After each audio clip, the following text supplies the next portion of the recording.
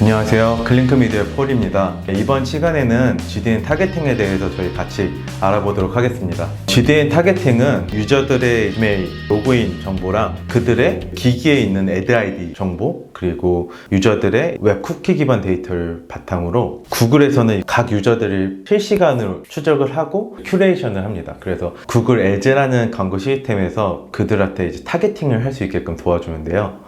이런 기반의 광고 타겟팅은 정말 다양하게 구글 애즈에서 활용할 수 있는데요. 크게 두 가지만 저희가 알고 있으면은 이 다양한 타겟팅을 정말 쉽게 구분하고 이해해서 실제로도 광고를 세팅하는데 높은 이해도로 진행할 수가 있습니다.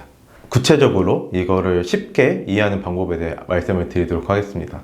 GDN 타겟팅은 크게 두 가지 컨셉인데요. 어디에 내 광고가 노출되느냐, 어떤 사람한테 내 광고가 노출되냐, 이렇게 크게 두 가지로 광고 타겟팅이 분류가 됩니다. 먼저 어디에 내 광고가 노출되느냐, 이 주제로 분류되는 타겟팅은 구글에는 크게 세 가지가 있습니다.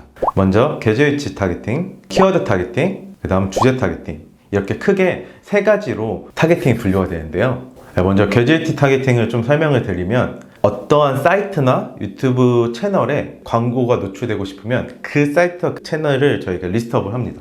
그래서 구글 애즈라는 시스템에 넣어주면 이제 거기에만 저희 광고가 나갈 수가 있는 거예요. 물론 구글 애즈에 있는 광고 시스템은 대부분 비딩 방식 광고이기 때문에 당연히 100% 노출은 어렵지만 저희 광고가 이 범위 내에서만 광고 노출이 되는 거예요. 선호하지 않는 지면에는 절대 노출되지 않는 장점이 있어요. 실제로도 많은 클라이언트들이 진행할 때 정책기관이나 국가 홍보기관 같은 경우에는 뉴스 지면을 좀 많이 활용을 해서 노출을 하기도 하고요. 특정, 예를 들어 골프용품 같은 경우에는 골프 유튜버 채널 타겟팅을 해서 해당 지면에만 광고가 노출되게끔도 진행을 합니다. 다음은 키워드 타겟팅인데요. 키워드 타겟팅은 좀 더 구체적으로 예시를 보여드릴게요. 보시면 이거는 어떤 티스토리 블로그인데 특정 이제 키워드들이 보이실 거예요. 공통적으로 육아 키워드인 걸 알 수 있는데요. 이런 키워드들을 저희가 리스트업을 하고 시스템에 넣어주면 해당 키워드들이 노출되는 웹페이지나 유튜브 채널 등의 광고가 노출이 가능합니다.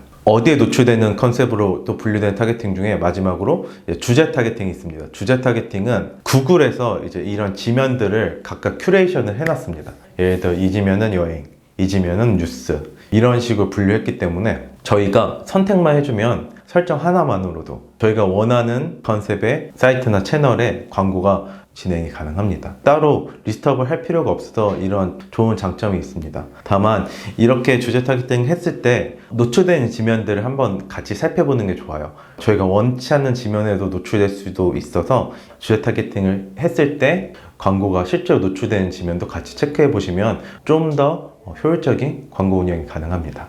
어떤 유저한테 광고가 노출되냐라는 컨셉으로 타겟팅을 좀 안내해 드릴게요. 이것도 크게 세 가지로 광고 타겟팅이 분류가 되는데요. 우선은 잠재 고객 타겟팅이 있습니다. 잠재 고객 타겟팅은 어떤 웹사이트에 노출되는 건 상관이 없습니다.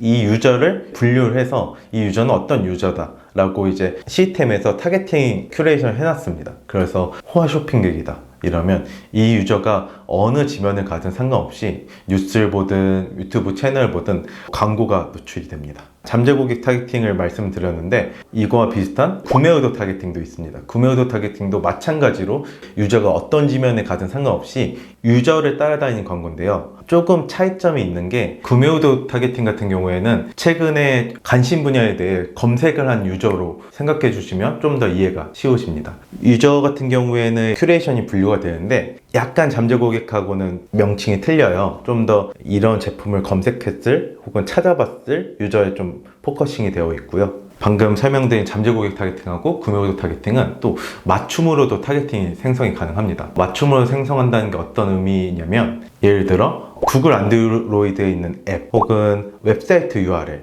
키워드, 마지막으로 장소 등을 시스템에서 기입을 하면 맞춤으로 저희 유저의 타겟 모수가 생성이 됩니다. 이건 굉장히 신기한 기능인데요. 좀 더 설명을 드리면 저희가 경쟁사라고 생각하는 어플을 실제로 시스템에 기입하면 그거에 맞는 맞춤 모수가 생성이 되는데요. 예를 들어 제가 패션 클라이언트니까 지금 눈에 띄는 광고로는 무신사, 29cm, 더블리 컨셉 이런 어플을 경쟁사 어플로 기입을 해주면 그 어플의 관여도가 매우 높은 유저들이 핏하게 생성이 됩니다. 단순히 잠재 고객의 큐레이션 되어 있는 유저를 고르는 것뿐만 아니라 조금 더 디테일하게 맞춤으로 모수를 생성할 수 있는 장점이 있어서 최근에 많이 쓰고 있는 타겟팅이기 때문에 꼭 참고하셔서 나중에 활용하셨으면 좋겠습니다. 잠재 고객과 구매 의도 타겟팅, 그리고 그거에 대한 맞춤 타겟팅을 좀 말씀을 드렸는데, 마지막으로 리마케팅에 대해 설명을 드릴 건데요. 리마케팅 같은 경우에는 자사 페이지에 하나의 스크립트를 삽입해 주시면 우리 사이트에 들락날락하는 유저들을 추적할 수가 있습니다. 그 유저들을 이제 기억을 했다가 그들이 쇼핑을 할 때 그들한테 우리 광고가 다시 송출되게끔 하는 게 리마케팅인데요.